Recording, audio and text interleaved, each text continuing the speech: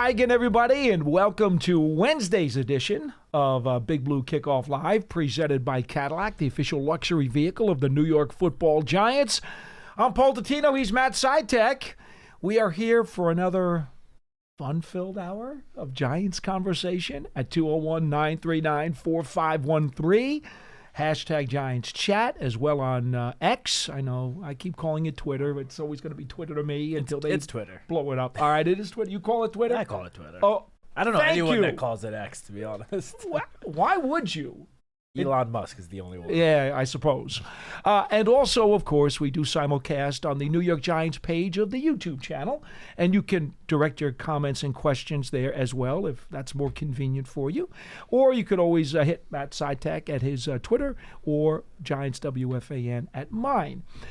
Let's get the topics out of the way today, right up off the top of the program, because after all, we come to you from the Giants podcast studio presented by Hackensack Meridian Health. Keep getting better.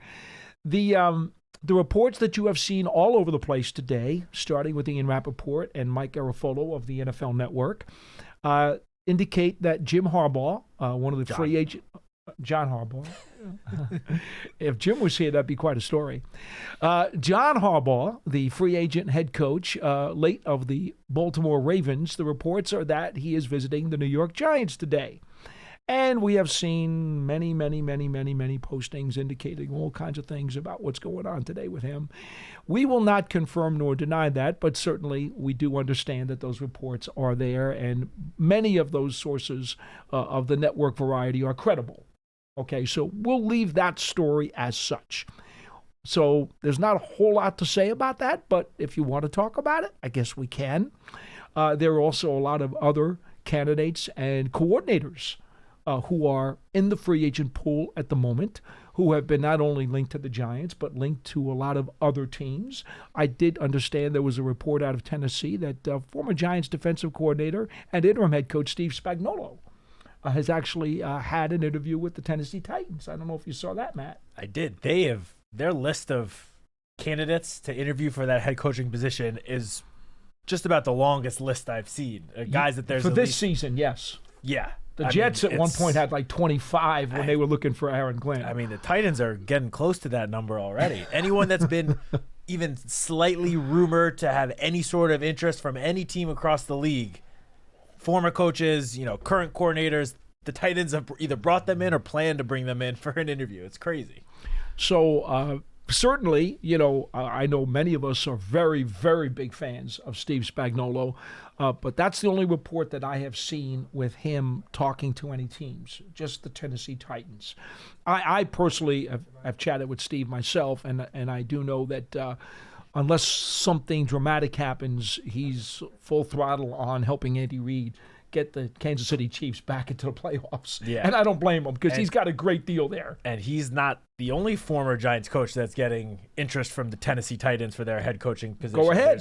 There's let the people know. A few former Giants coaches, but of course Brian Daboll is one. Mm-hmm. That seems to be the one, at least right now, the one reported interview he has scheduled for a head coaching position in the NFL. You mentioned Steve Spagnuolo. There's Lou Anarumo, who's apparently had an interview already with the Tennessee Titans. Jason Garrett, former Giants offensive coordinator, also had an interview there. And I believe that's it for former Giants employees, for now at least. Then, of course, we've also seen Antonio Pierce's name pop up elsewhere, as has Davis Webb. His name has also popped up elsewhere. Kelvin Shepard. Yeah. Right? Former Giants linebacker who was with the Detroit Lions as their DC this past season. His name has popped up in a few spots. I did see he got at least one interview. At least one. Yeah. At least one.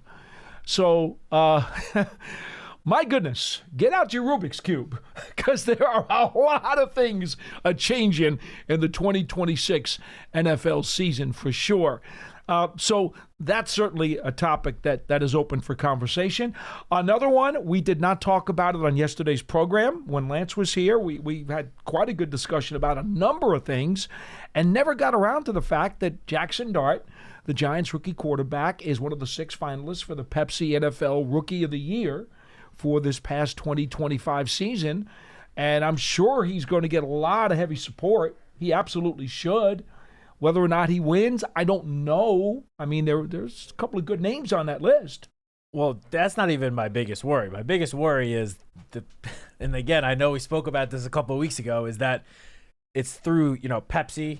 Pepsi's the sponsor, and it's all a fan vote. And every week during the regular season, there was one fan that found a way to sort of rig the system. We did talk about that. Choose the winner each and every week. And how do we know they didn't fix it, though? Or has he already predicted the winner?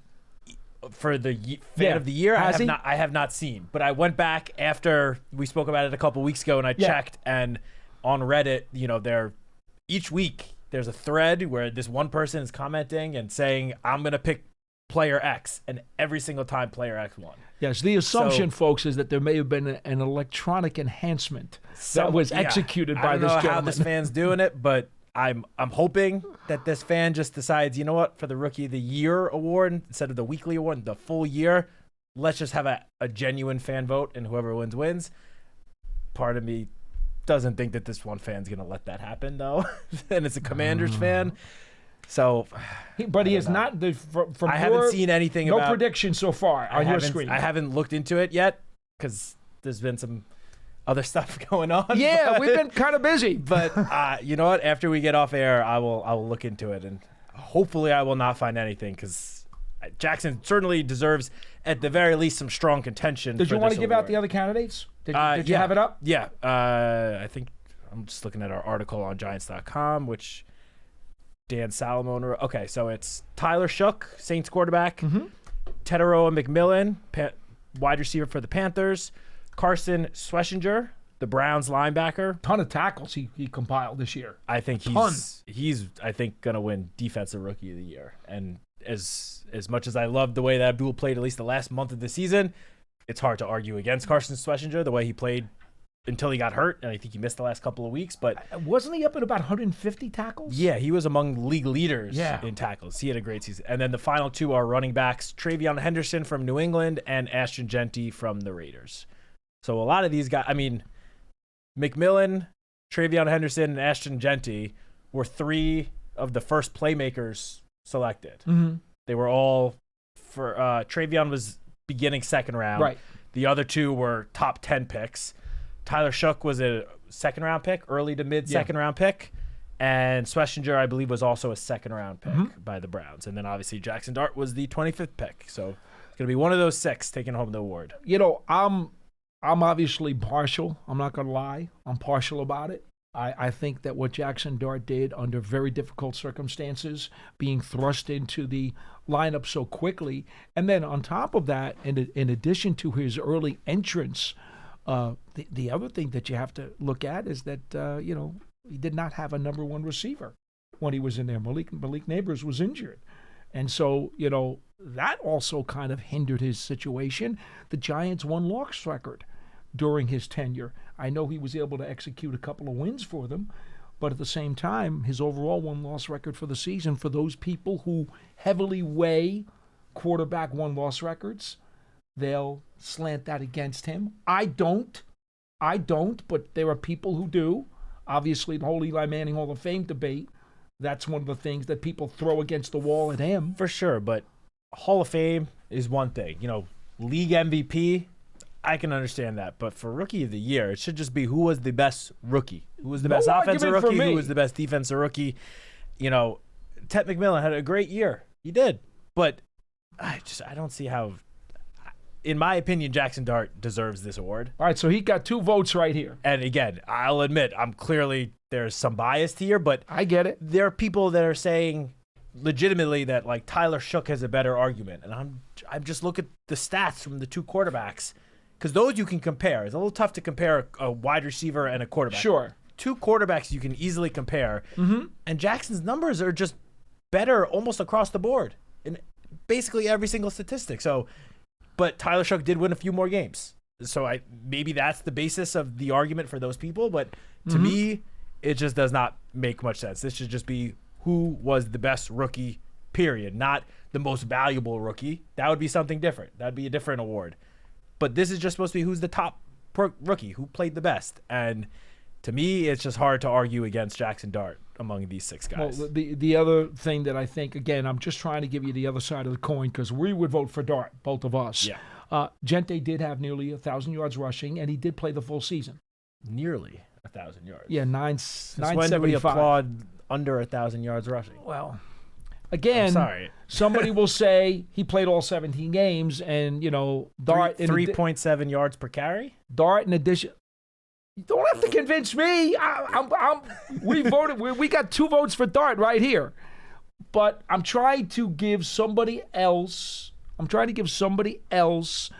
The benefit of you have some logic behind you. I think the one that would have an argument is Tet McMillan. He did cross 1,000 yards. He did. 70 receptions, 7 touchdowns. Again, those are not eye-opening numbers. I mean, they're really good. I mean, those are really solid good. numbers Really for good. sure. Solid numbers. They're not, I don't know. We're maybe a little, I guess, spoiled because I'm used to seeing, Odell's rookie year stats, Saquon's rookie year stats when they won that award, and obviously that was a little different because those guys those years blew everyone else out of the water. Sure. But I look at these playmakers that are nominated, and none of them really their numbers don't jump off the page. They were not each week the opposing team had to game plan to stop that one player like other teams did back in the day with Saquon and Odell as rookies. So well, and Jackson Dart, I mean, obviously he's a quarterback, so that's always going to be a big key of a defensive game plan. But let's not kid ourselves. Jackson Dart did some very cool things as a rookie that made defensive coordinators have some headaches. I mean, he caused problems. He wasn't just a regular quarterback. He had some special skills. And so, we're voting for Dart. If you want to vote for Gente, if you want to vote for McMillan, fine. Whatever. I'd actually do the one guy I think even more impressive than you McMillan. like the back from the Pats. Travion Henderson. Now that I'm looking up, I get it. I knew he had the 10 touchdowns, which is amazing for anyone, let alone a rookie. Over 1,100 total yards from scrimmage. The only thing is, again, you mentioned how Gente played every game. Travion Henderson did play every game, but the first half of the season he wasn't utilized. He was basically, if you told me he wasn't on the field, I would have believed you. He Right. didn't do anything the first Right. half of the season, but the second half he was unbelievable. Once Ramondre No doubt. Stevenson got a little banged up, Travion Henderson took off. But So the same argument you said of every game, he wasn't there every game. He for the first 1, 2, 3, 4, 5, 6, 7 games, he didn't do anything. 8 games, so I don't know. We'll see. Hey, food It's close for thought. this year. It is a debate. There's no clear runaway winner for sure. Food for thought as we entertain the rest of this 1-hour program at 201-939-4513. And if you're not listening to this show live, as always, you can catch a replay as part of the entire New York Giants podcast network, the Giants mobile app, podcast platforms everywhere, and at giants.com/podcasts. So with that stuff out of the way, we've given you a whole bunch of things that you can pick from on the salad bar. See, I got another food analogy in, which I love to do during this program. We're going to go to you, the phone callers. I wonder what everyone wants to talk about. Hey, we're giving them of vegetables, course. lettuce, Hey, we'll talk choices about- of dressing. We'll talk about anything you guys want It's to all talk there. about. You can put a little chicken on your salad if you like. We're giving you a whole bunch of things to choose from. Let's go to line 1. Jason in New Haven. You're first on the show. Hello. Good afternoon, Matt and Paul. You guys doing? Good. How are you, Hi. Jason? Good, good. Thanks for taking the call. Absolutely. Two things I want to comment on. Most of sports debates is subjective anyway in nature, right? You may like one player more than other and vice versa. But to me, the rookie of the year is Jackson Dart, and I know I'm a Giants fan. Been a Giants fan since I was 5, watching it with my big brother. To me, he's the rookie of the year. I don't even, if you want to say McMillan, okay, I won't fight you over that. But to me, he is the rookie of the year. And I'll bring up one game where it won me over as far as him potentially. I'm not going to put the crown on him yet. Potentially. Mm-hmm. And I keep bringing this game up, and it impressed the heck out of me. Before the week of the Broncos game, right, everybody was talking about the big, bad Broncos defense, and we weren't going to be able to, moved the ball on the big bad, Denver Broncos defense. And what did he do going into Denver? Shredded them. He absolutely, Paul. He put a whooping on that defense. I don't care what nobody tells me. And that, before we lost that game, his last possession. Now, I know there were some controversial calls in our last possession, but he was good enough to win us that game, and we should have won that game. So that, to me, that game right there, I don't know of any other rookie, and I watch quite a bit of football around the league. I don't know any other rookie that had a big game like that against a top defense or offense. I mean, if you could give me one, and if I'm wrong, I'm wrong, but that, to me, won him Rookie of the Year. Now, I get the win-loss record, whatever. I think the whole narrative of the concussions might hurt him a little bit. Oh, he's in the blue 10, he's in the blue 10. So maybe those two things can skew the votes, I guess, but he, to me, is the Rookie of the Year, and to me, it's not really even close. So, well, Jason, I will say this. The concussion excuse is totally bogus and is not relevant to the argument, but you can say he did not play a 17-game season. He did miss some time, and, of course, he didn't get into the lineup until a month in. So if you want to talk about that and say it skews his contribution, you could at least present that. Odell wanted playing 12 games. I know. I'm not saying it's not going to win me over, but you could present it. I'm trying to be fair here. Right. You don't want to be fair. No, I'm just saying I don't think that is a good reasoning or logic to use for. I'm not saying for anyone. Like 17 games played. Like, okay, if you're talking about over 10 years, the guy played 17 games a year every year. That's very impressive. But one season of playing 17 games, I don't think that should make you win Rookie of the Year. Jason, we're going to count that as a third vote for Dart. How about that? We'll put you in for it. Last point, fellas, and I get off because I know you got other callers. I know you guys can't really comment on. I get you guys' position. You can't really talk about certain things online right now. But if the reports are true from some of the national beat writers, I'm not one of those fans to say the sky's falling. We've been to 5 Super Bowls, and we've won 4. Mm-hmm. So I'm a big Giants believer. Yeah, the last 10 years, maybe 10, 11 years, has been rough. But this is still a flagship organization, one of the blue bloods in the NFL, along with the Bears and the Packers and, teams like that. So, man, if the reports is true that Coach Harbaugh is in the facility, I mean, me personally, and I don't want to speak for him because I'm not him, but I just don't see him picking Atlanta over us or Miami. While there's some positives to those teams or the Titans, I just don't see how he would pass us up. And I get our 10-year run lately. I know it's been bad, but there's a lot of good. There's stability in the front office keeping Shane. Marin Tisch is still respected, from what I hear, amongst the NFL. We have a potential, franchise quarterback. We're in a healthy cap space. We have a top 5 pick, and we're still the New York Giants. So, if we're able to hire him, if he is believed to be in the building, you lock those. I know it's a 2-way street, fellas. He has to agree to it. Sure. But man, put Dexter. Put Andrew Thomas, put Scadable in front of that door, and make sure he doesn't leave the Giants till he signs that contract, if he's there. So I appreciate you guys, and I'll listen off here. Thank you. Thanks, Jason. Thank you, Jason. Fun phone call.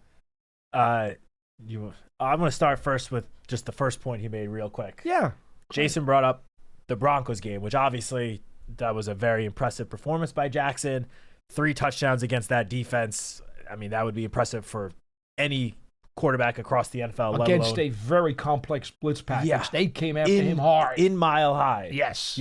Doing that for any quarterback is impressive, let alone a guy within a month of his first NFL start. But I'll go even back further than that. I think it started with his very first start against the Chargers. The Chargers, let's not forget, one of the best defenses in the NFL this year. They shut down so many quarterbacks across the NFL. And Jackson Dart, in his very first start as an NFL quarterback, accounted for 2 touchdowns, led the Giants to a victory. They scored 21 points, which is one of the most that the Chargers gave up all season. Mm-hmm. That was a very impressive performance. And then 2 weeks later, of course, the Thursday night game against the Eagles. Again, one of the best defenses in the NFL. He shred them apart. Him and Scadaboo basically did whatever they wanted against one of the top defenses, one of the top defensive play callers in Vic Fangio. And again, that was his third NFL start. Mm-hmm. So 2 of his first 3 starts, 3 of his first 4, including the Denver game, were against 3 of the best defenses in the NFL. He won 2 of them, should have won a third, accounted for multiple touchdowns in all of them. Right off the bat, he put himself forward in this MVP race. Now, of course, the whole season didn't go like that. I said MVP. Rookie of the year. He's not quite there With yet. your enthusiasm, I'm surprised you're not going to vote for him for MVP, to be honest. Holy smokes. I'm just saying, to do that in your first month as an NFL quarterback. Are you sure you're not going to fix the vote for him? Is so dang impressive. I understand that he went through somewhat of a rough patch. I get it. He missed a couple of games beyond that point or after that point. But at the end of the day, like those games, especially those 2 wins early before, everyone got hurt and everything kind of started falling apart, should hold more weight, in my opinion, than they seem to be doing in the, general consensus. Johnny Mac, since we're all up in arms over the Rookie of the Year voting, you care to chime in here as to where your vote would be? Because I'm telling you now, if you're not in vote for Jackson Dart, Matt's not letting you out of the room. He said Dart in case he Dart. Okay. He said you didn't put it on mic, but he said Jackson Dart. Okay. In reference to the other item regarding Coach Harbaugh, that's the other thing that everybody does need to take into account, as we always say about any deal. You need both sides to come to an agreement. So I just want to make it very, very clear to anybody who even wants to raise a finger if for some reason they aren't able, the organization, to whoever it is that you want them to get and whoever it is that they talk to, if they are not able to reach a deal, it doesn't mean that they failed. It simply means that whoever they were sitting with at the table just decided that they wanted something else. That's all. It's just that simple. Yeah. And look, I've said this before. You guys know I live on Twitter. I am like the person upstairs that is always on Twitter, keeping track of everything that's going on. So I've seen all of the reports out there. And I know there's, as Jason just mentioned, if John Harbaugh were to be here, to not let him leave the building.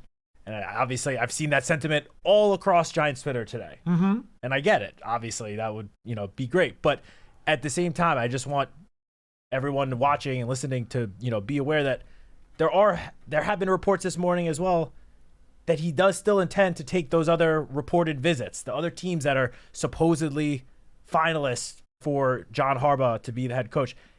There's reports saying that he still intends on going to those places and doing those interviews like he originally planned to. So just because, if something were to not happen today or tomorrow or whatever, that, doesn't necessarily mean the sky is falling and a decision was made one way or the other. Now, the way everything has been worded, intended, planned, there's nothing concrete. No one knows anything that's concrete, obviously. There's still a lot of things in the equation, a lot of things that can change, but I'm just saying that report does exist out there, and I forgot who it was, but it was from a reputable reporter, national reporter, saying he does still intend to do those other, the 2 other teams that are reportedly in the race are Atlanta and Tennessee, and that report said that he does intend to still go to those places, and I wouldn't necessarily blame him. If you have either the number one commodity on the open market that everybody wants, or for that matter, if you are the number one commodity on the market, it's only smart, honestly, it's only smart to get a gauge on exactly what's available out there. I mean, sure. That doesn't mean that somebody can't immediately take the first offer they get. Maybe if they just feel it's such a wonderful fit, they've got to do it. And we've seen that happen before. It has. Almost every year we see it happen with one head coach candidate. At least. It can happen. It can absolutely definitely happen. It can. But there's also nothing wrong with the gentleman deciding that he wants to look at a couple of menus before he makes a call. Yeah, I mean, look, there's a lot that goes into a candidate's decision. It's not. Of course, it's not so simple as like black and white. I want to, be with this team or just be with that roster. Like, there's a lot of things that go into these decisions for these guys. At the end of the day, they're humans. There's a human aspect to it that I feel like a lot of people tend to, disregard and just completely ignore. But that plays a big factor in a lot of these guys' decisions. Coaching candidates, free agents, and in 2 months from now, like that has more of an effect than I feel like people give it credit for. Without a doubt. Side. Without a doubt. All right. We go to line 2. Coach Marvin is in Delaware. Coach, you're not a candidate. Do you want to confirm or deny that you're a candidate? People was asking me that real quick. I was in the bank today, and I was talking to a guy by the name of Frank Pebbles. He was taking care of my account, and he said something to me about that same thing. And I would love to do it, but I can't. That's high-level, intelligent guys. I love the game, but they're above my pay grade. These guys are amazing. Okay, so we just want to make this clear, folks. I don't know as the head coach. You can quote him on Twitter, Coach Marvin, not sources, but Coach Marvin says he is not a candidate for the Giants job and will not be taking an interview. Okay? So we actually have somebody who's going to put their name to it. We're not talking about sources here. Coach, please go ahead. Yeah. I was listening to y'all was talking about the voting Rookie of the Year. I already voted yesterday. It was up yesterday. And there's some tough ones. That Trayvon Henderson, he was one of my favorites coming out the draft. But where I went. I went with Dart. Everybody pointing to a game. You got to look at all those games. Dart played well in majority of all those games, even though we lost some of those games. You go back to the Chicago game, he played well in that game. He played well in most of those games. So I would like to see him win, but this is still some guys out there. McMillan can win it, and Trevion Henderson's there. A lot of times the defensive player has to be really dominant to win these awards. I don't know if the kid from Cleveland was dominant, but I favor Dart in this one. I think I'm hoping that it's him, and he deserves it. So that's four votes out of 4 for Dart. Associated Press does their own Rookie of the Year awards, where they separate offensive and defensive. Again, as I said before, Schlesinger, I feel like, is the clear runaway favorite for the defensive Rookie of the Year, considering he's the only defensive player as a finalist for the Pepsi Rookie of the Year award. So I think he's probably got the fast track to that one this year. Did Coach Marvin, give me half a second here. Matt, did anybody put out their All-NFL rookie team yet? Not that I have seen. I don't think Pro Football Writers of America have put theirs out yet. I'll be interested, Coach, and you may chime in on this. I'd be interested to see if Scatterboo, to be honest with you, and Carter make the All-NFL rookie team when that comes out. I feel like Scat probably would be a long shot just because he hasn't played since week 7. I know. Although I think I said this last week or 2 weeks ago, Pro Football Focus put out their rookie rankings for the entire season. He finished as their 3rd best rookie, despite the fact that he hasn't played since week 7. Yeah. The Pro Football Writers of America all-rookie team, not till January 20th, so next week. All right, Coach, go ahead. Yeah. I think they. I like the Abdul Carter and Dart should. I would love it to be Scatterboo also, but I don't know if he is. That's a question mark there for me. And you guys was talking about the coaches list. Oh, it's a lot of guys out there. I don't know if I ever seen it like this before in my years of watching the game. Coordinators, former coaches, old coaches. It's everybody out there. I don't think we'll know anything until Harbaugh make his decision. But we were talking about Harbaugh and in the room, and Matt was right on. I don't believe it's not going to come down to if he stays in the room. He's in a position, he's going to listen, like you said, Paul, he's going to listen to everybody, what they have to say. That's only fair to himself to do that. Mm-hmm. And I think also we missing a guy is LaFleur. We have no idea what's going to happen. And I think it was Adam Schefter or Peter Schrager. On Monday, there were some reports. They were talking about this. Yeah, on Monday, there were some reports that the Packers are planning to, the wording, I believe, was attempt to work out an extension with LaFleur. It was far from concrete. It was nothing definitive, but it did sound like they're at least going to try to give him a contract extension. So again, that's not full clarity, but it sounds like they're leaning towards keeping him at least. You know what's interesting, Coach? That even though that had come out since that time over the last 2 days, there's been not a peep from either camp, which, quite frankly, when you hear that the guy's in limbo beforehand and then they say, well, okay, no, wait a minute, we think there's going to be an extension, that's kind of playing both sides of the fence, which makes me believe right now that nothing is close to being certain, and he might wind up becoming available. I was going to say, do you think the fact that there's been no talk about it whatsoever since that report Monday morning, and he does still have 1 year left on his deal, you think maybe that they're trying to work out some sort of trade with another team to trade him as a head coach? You never know. I know it doesn't happen often, but we do see it sometimes. Anyway, Coach, that could be another very, very prominent name that might just wind up getting thrown into the pool. Yeah. Right. So they can also be doing it where he decides to step away like Tomlin did. You know, he decides that that's what he wants to do.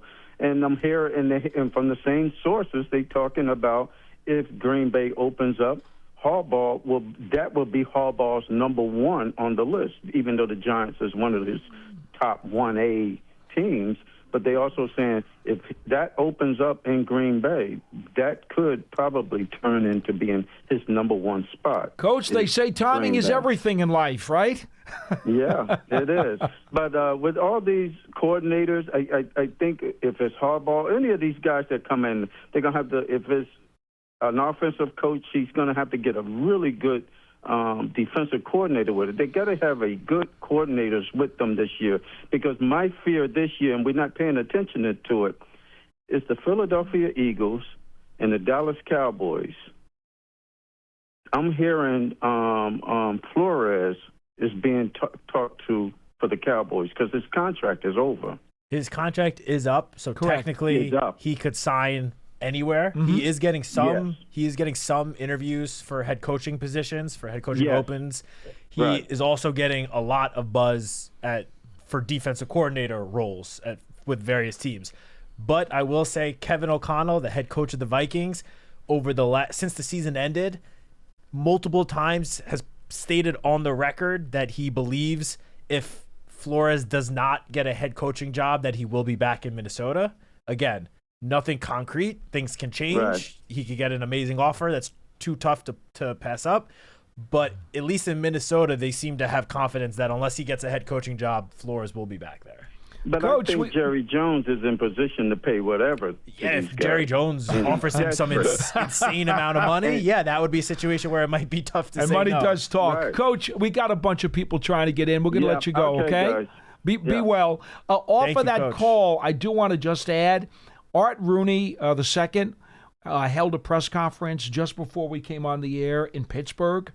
And he said he wasn't going to speak for Mike Tomlin, but he was surprised a little bit, not shocked, but a little bit surprised that Tomlin submitted his resignation yesterday. He said that he would not speak for Tomlin, but he was hoping that they would actually work out an extension with Tomlin. He planned on keeping him. He also further said that you'll have to talk to Mike to get his reasons, but hinted that, in his opinion, Mike's primary reasons to step away involved family, and that he did not think that Mike Tomlin wanted to coach this year. So for any of you out there who think that, and I advocate, by the way, I advocate any of these teams that has a coach's opening, I advocate making a phone call just to touch base and say, hey, Steelers, by the way, could we talk to him? First of all, are we allowed to talk to him? And second of all, we want to hear him say for himself that he doesn't want to coach. Why wouldn't you? I mean, with his resume?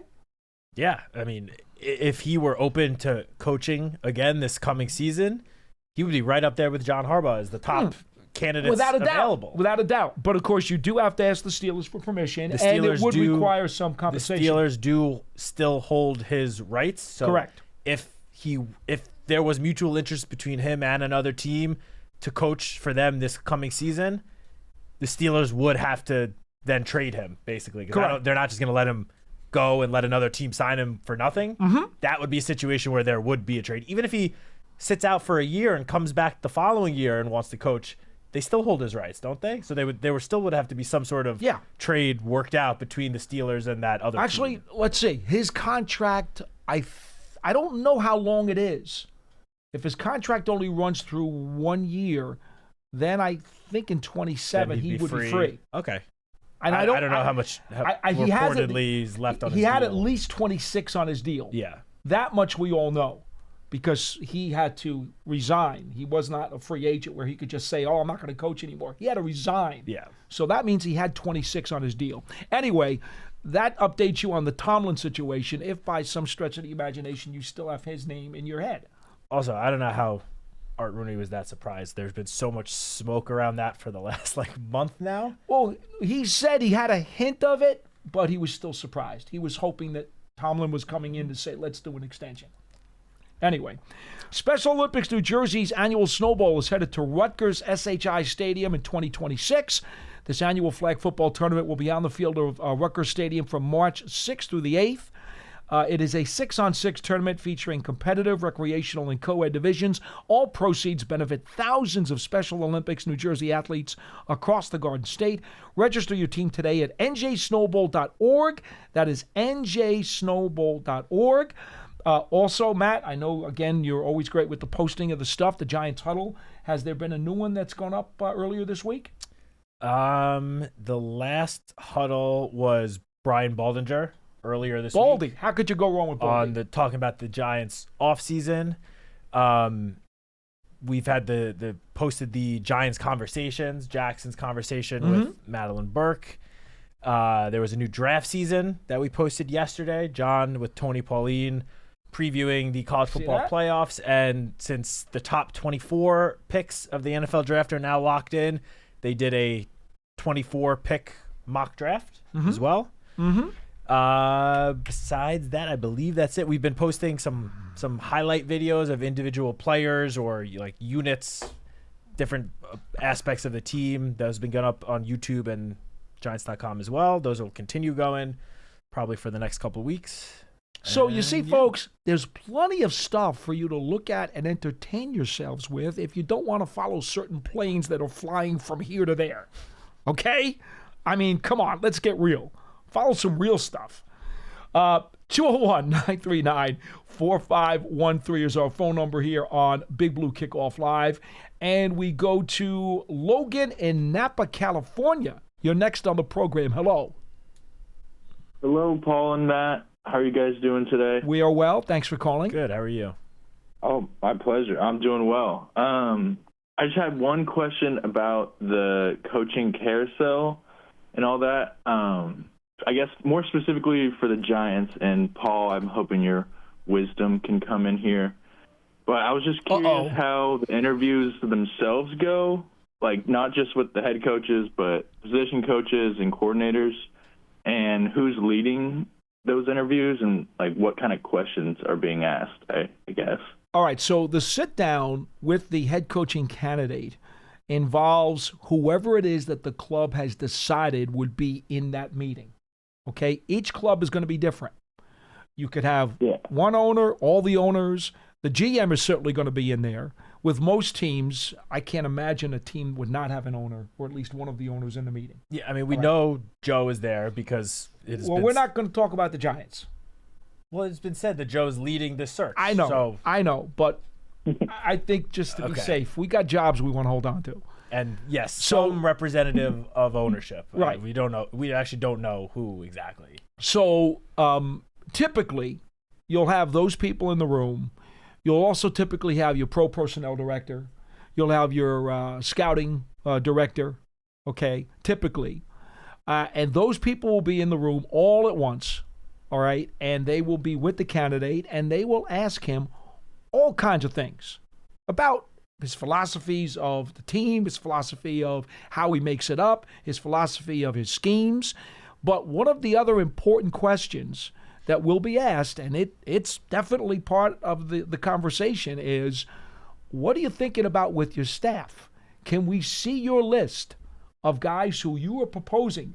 And it's not just for the coordinators. They will be asked, what are we thinking about with the staff here? And are there guys here on this team, are there staff members who you think you'd want to talk to? Because, we have a few suggestions too. A couple of guys we know real well because they've been here. Are you open to talking to those guys? These are all the things, the elements that will be in that conversation. And so the other issue, which is of huge significance, and I will name names in this one, only because Kevin Stefanski was the head coach at Cleveland and Jim Schwartz was his defensive coordinator.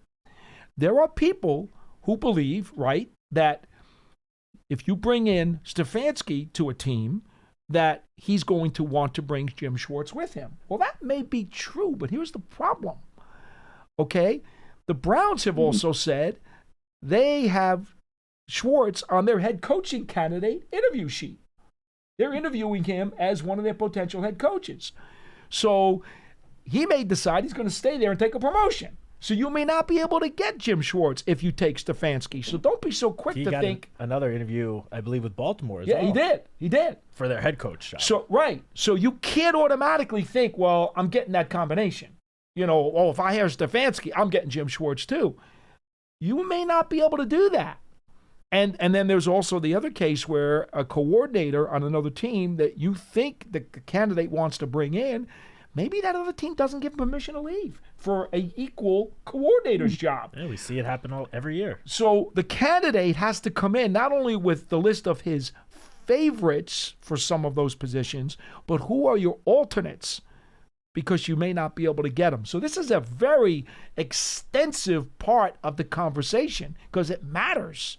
And I think for some candidates, I'm not going to say for every single candidate across the NFL, but for certain specific candidates that have specific, successful backgrounds, there's a little bit of them interviewing the team as well. No question. If they are getting multiple, have multiple interviews set up with other teams, and it's basically, someone that can kind of pick where they want to go, you better believe that they are asking questions the other way as well to try to get a feel of, the dynamic inside the building. And, obviously this is the future for that individual, the head coach. So he's going to know what's the deal behind the scenes? What's the deal in, front office? How does specific things work? So in some cases, I'm not saying every single head coach interview goes like that, but in some cases it is somewhat of a two-way interview. Yeah, reciprocal.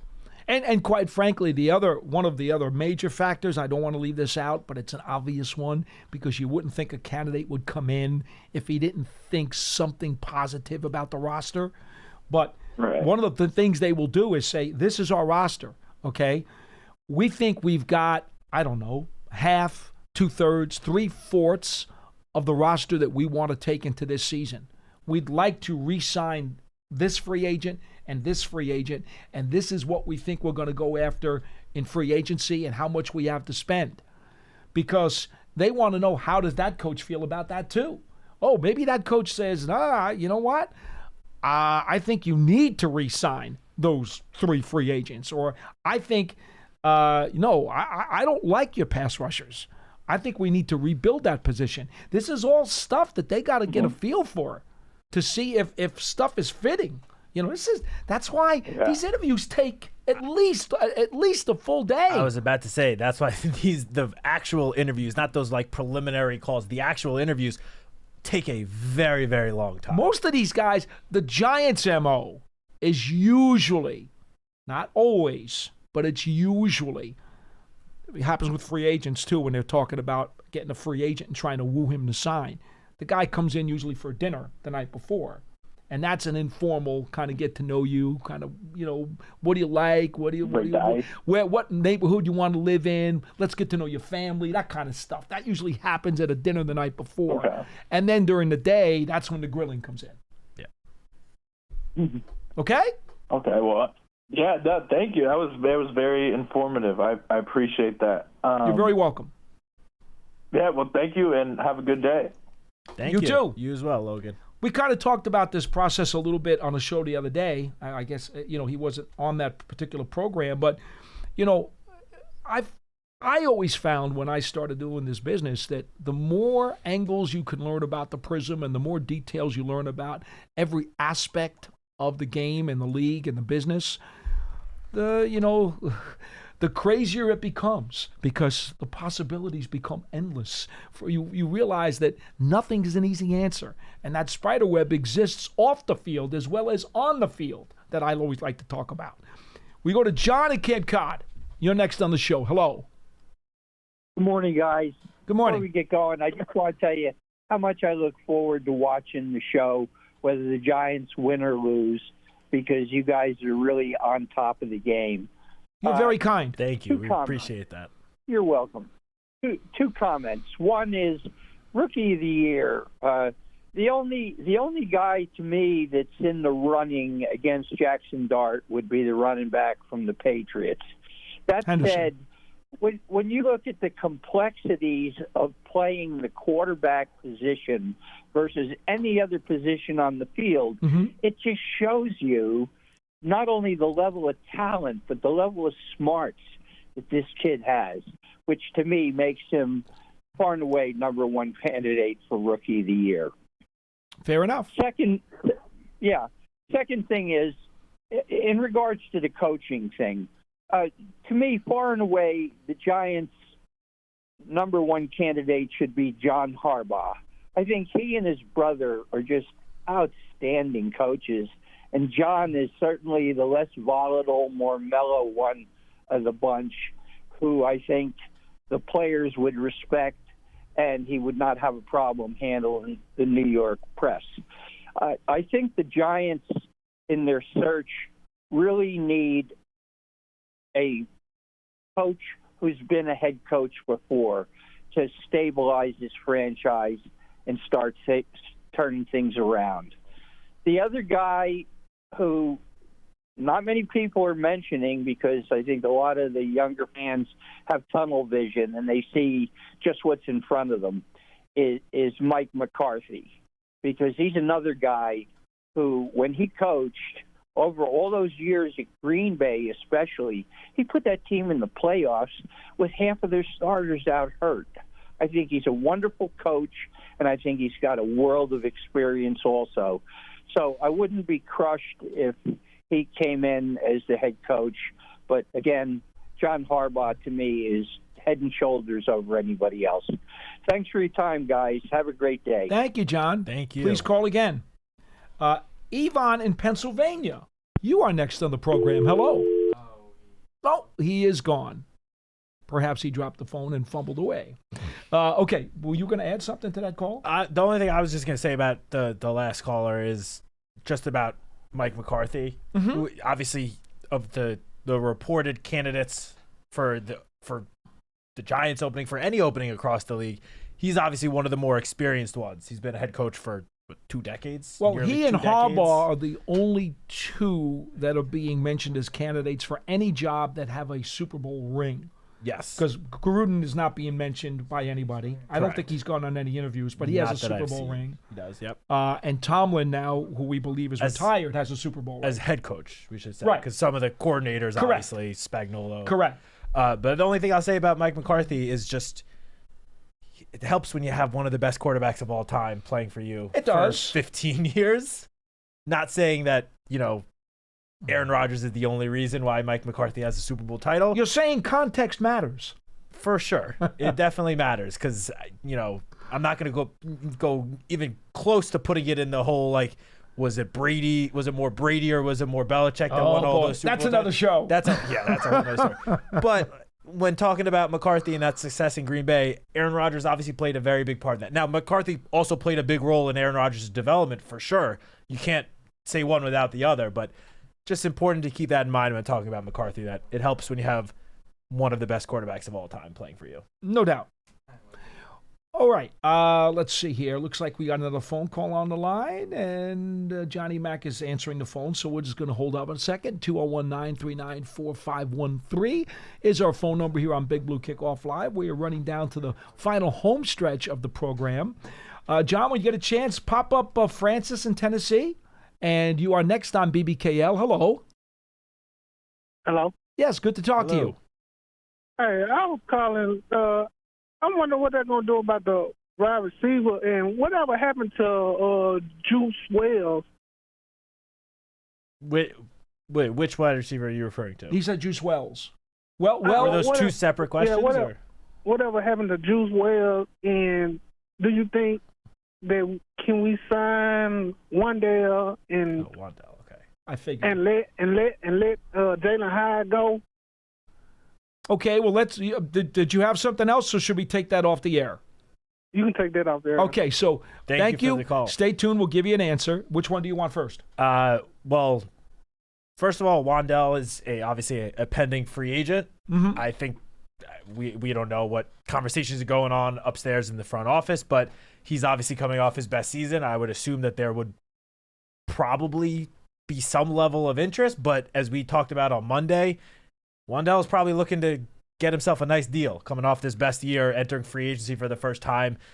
It would have to be mutual interest. The money would have to work out. It would have to make sense for both sides. So is it possible? For sure, it's possible. We don't know. I wouldn't put a number on the likelihood, though. We just don't know. It's too early to tell. Right. So it is possible. Jalen Hyatt, at least as of now, is under contract for one more year. Mm-hmm. So, again, until it's told otherwise, the assumption would be, as of now, that he will be back. And then Juice Wells, I believe he was cut originally at the end of training camp on cut-down day. Now, he was brought back at one point during the season to the practice squad. Mm-hmm. I believe he was only on the practice squad at that point for a week or two. And then he was cut again. He was let go again. And I don't remember seeing him. I think he did get picked up somewhere from the end of training camp to the return to the Giants, someone's practice squad. I don't remember where. I don't remember seeing him getting picked up again after the Giants let him go the second time. I did not see his name surface again after that second cut. So, I will say this. He had a really good spring, but as we got into training camp itself, his performance was not as noticeable. It kind of tailed off. Yeah, I think that's why he didn't initially make even the practice squad at opening day. Yeah, I think when the rookies very first took the field in those spring practices, his experience with Jackson Dart played in his favor because he was the only one on the field that Jackson had experience really throwing to. Then as we got into training camp and throughout training camp, when Jackson got more and more experience playing with the other wide receivers, that advantage that Juice Wells had at the beginning sort of faded away. Well, to be honest, guys like Little Jordan Humphrey, Bo Collins, Gunnar Olszewski, they all outperformed him when it came to training camp in the preseason. 100%. So, line 3, Mark in Vermont. You're next on the show. Hello. Yeah, hi. Thanks for taking the call. I just want to let you know how much I enjoy the show. I listen to it every day. You're very kind. And Thank you, Mark. Just enjoyed so much. I heard on the wire that Brian Dable had made a call along with Eli and Coach Coughlin to John Harbaugh to entice him to come to the Giants, and also talking up Jackson Dart. And if it's true that Brian did that in particular, I just think that is such a class act that a fellow who, gave his best, did what he could for the team, and then, got let go, but then still has the moxie to come back and try to help the team. I just think that's fantastic and just wanted to give him a big shout-out. Very classy man. We can't confirm or deny that, but I'll say this. I think all of us who worked with Brian Daboll have fine things to say about him as a guy. There's no question about that. As a person, I've got nothing but nice things to say about him. I mean, he's a good dude. There's no question. That's why, during the season, while it sort of felt like the time was up, it still hurt us knowing him on a personal level because, again, he's just a great guy. Everybody wanted it to work. Yeah. Yeah, there'd be no reason to think otherwise, right? I mean, these coaches, I mean, it's their entire life. I mean, these guys probably don't have a waking minute that they're not planning, figuring, scheming, looking at who's available, who's hurt, and how to work it. And, it's an enormous job. You've got to be one smart guy to even be, in the running for a job like that. So a lot of appreciation there. Very cool. Anything else? Nope, that'll do it. Thank you. John, you want to do one more real quick one? Sure. Yeah, let's throw one more really quick call in here just before we send it out because we are almost out of time. And I do know that, after all, it's one of those days when a lot of people have a lot to say, and I don't want to cut anybody short if we could avoid doing that. So we will actually, here's the problem. We will go to Len on line 2. Len is usually very long, but Len, we're going to tell you right now, we're going to give you a 2-minute warning. We're going to let you get in here. So please go right ahead. Actually, for the first time, be able to get it in less than 2 minutes. First of all, a draft. I know it's a long way away, 3 months. You haven't done all your homework yet, nor have I. But I tell you who I got an eye on for that 5th pick in the draft is that defensive end from Auburn, Kendrick Falk. 6'6", 285, 5 technique, in the run game, move them inside in the passing game. Keep an eye on Kendrick Falk from Auburn. Okay. With the 5th pick. I'm sure there'll be a lot of study on him as we move on. I want to stay on the defensive side and go to Reese from Ohio State. Okay. And stay on the defensive side for the 3rd guy with the safety downs. And, Paul, I think you're absolutely right when you analyze. I think the Giants have done a great job with this Harbaugh search. They've just worked hard. They've pulled out all stops. They've probably made a great offer. And a coach would have a lot to work with if he, got the job here. But as you said, Paul, John's going to have to make a decision. Yeah. It's up to John. Where does he want to work? In the end, it's like we're not dealing with Scott Boras here. That's for sure. Harbaugh's a good guy, but with the thing, he kept coming back and saying, "Can you up it? Can you up it?" And the Yankees say, eventually Juan's going to make up his mind. Where does he want to play? Right. Yeah. And I think that's the case with Harbaugh. Hope we get him. If we don't, I'll be disappointed for a couple hours. But there are other guys out there who can move us forward. Thanks for taking my call, guys. Kendrick Falk from Auburn. Okay, Len, we'll put you down for that one. Thank you, Len. The only thing I'll say about that real quick is just the way that the Giants roster is currently constructed. Obviously, things can change over the next 2+ months, but the way that the roster currently stands, you'd be drafting a guy to be your 4th edge rusher at the number 5th pick. Yeah. That would just, after picking Abdul Carter with the 3rd pick last year to be your 3rd edge rusher, that might be a little bit too tough of a pill to swallow because, again, you're picking a guy to be your 4th up at a position when there are other positions that would be of bigger needs. Now, if anything changes on the roster before then that is another story. But right now you have Brian Burns, Kayvon Thibodeau, and Abdul Carter, and you already kind of struggled this past year to get the 3 of them on the field as much as possible. Now you're going to add a 4th guy who deserves to be on the field a lot. I don't know how you'd mix that in. I feel like that would be a little bit of a struggle for whoever is calling plays on the defensive side of the ball if that were to happen. As great as he is, because I do think Falk is a very, very good player. It's nothing against him as a player. He's fantastic, but you got to build the whole roster out and not just, in my opinion, focus on one position. Absolutely. He was just giving us, I think, his favorite player. I mean, I do think he will be a top 5, sure, at least, maybe top 10, but he's not dropping out of the top 10 unless he has a horrendous pre-draft process. But I agree with your thought about in terms of the positioning with the Giants, that would not make a ton of sense. All right, that'll do it for this edition of Big Blue Kickoff Live, as always, presented by Cadillac, the official luxury vehicle of the New York Football Giants. And as always, we come to you from the Giants podcast studio, presented by Hackensack Meridian Health. Keep getting better. Folks, you know the deal. We're here 12:30 p.m. every single weekday Eastern Time for a 1-hour program. Join us again tomorrow for another edition of Big Blue Kickoff Live. And don't get lost following airplanes. Have a great day, everybody.